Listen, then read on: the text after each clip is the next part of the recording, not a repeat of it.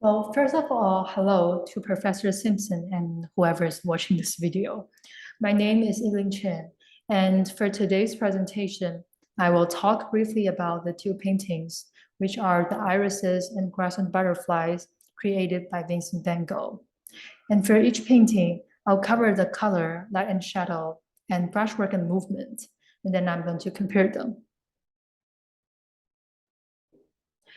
So I'm going to start with a short introduction of the painter, Vincent van Gogh.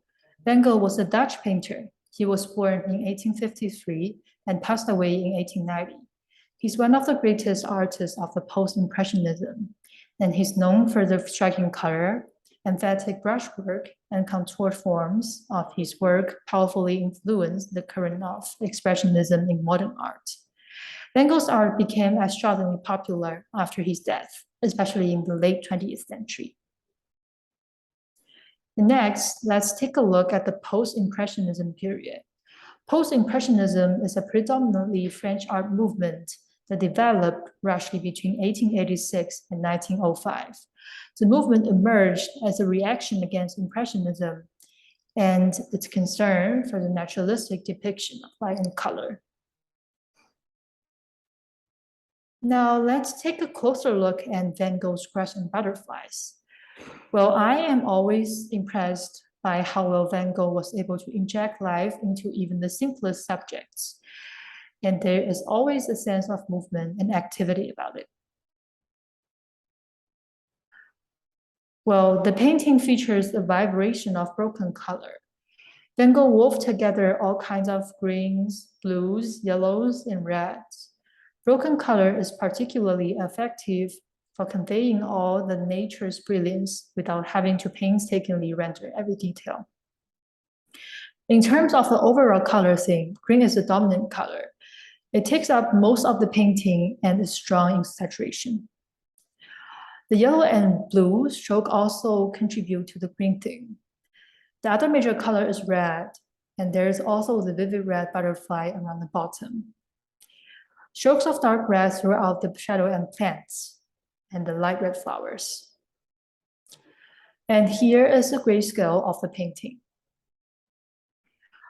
By looking at the grayscale, we can observe that the painting can be segmented into two value groups, the light values and the dark to middle values. There's hardly any value gradation between these groups. This tells me that Van Gogh relies heavily on saturation and hue contrast to convey realism. There are no sharp highlights or dark accents. The butterflies in the bottom right-hand corner blend into the light background, and the two butterflies around the middle are more prominent. And what's also worth noticing is the brushwork of this painting. The painting features Van Gogh's signature brushwork, short, punchy strokes that broadly follow the shapes and contours. These strokes, combined with vibrating colors, convey a sense of movement and activity in the painting. They take our eyes on a journey through the painting. And the second painting we will be looking at is the irises, and we will also start with the color. Well, it's a colorful painting as you would expect from Van Gogh, but it's not garnished or overdone. All of the colors work in natural harmony, and there's a pleasant balance between warm and cool colors. The warm being the red, oranges, and yellows in the foreground background, cool being the pale greens and rich blues of the irises. And there are also two pairs of complementary colors, orange and blue, red and green. Van Gogh made clever use of bright accents throughout the painting. Notice the yellow dabs in rich blue flowers, and the yellow and orange flowers scattered throughout the background. And the next part is light and shadow. I also made a grayscale of the irises, but unlike grass and butterflies, this painting doesn't have a strong value structure. There's hardly any rendering of light and shadow.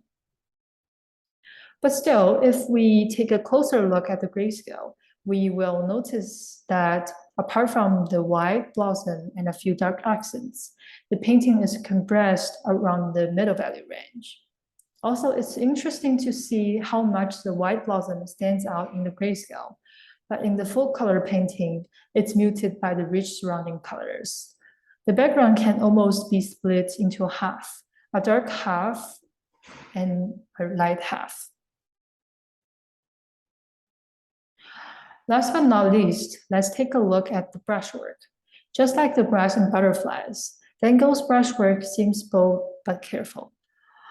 Here are some close-up of his brushwork. Notice how his brushwork follows nature's contours. And this reiterates the sense of form and injects a sense of movement. And I will finish my presentation here with a quote of artist Erin Hansen. This was the painting that made me want to become an impressionist oil painter at age 7. I started taking oil painting classes soon afterwards. Van Gogh had no idea about the impact his simple painting of flower would have on this world. But still, a simple painting can have a profound impact on others. And the next slide is just some of the reference that I used to create this PowerPoint. And thank you for listening. That's it for today's presentation.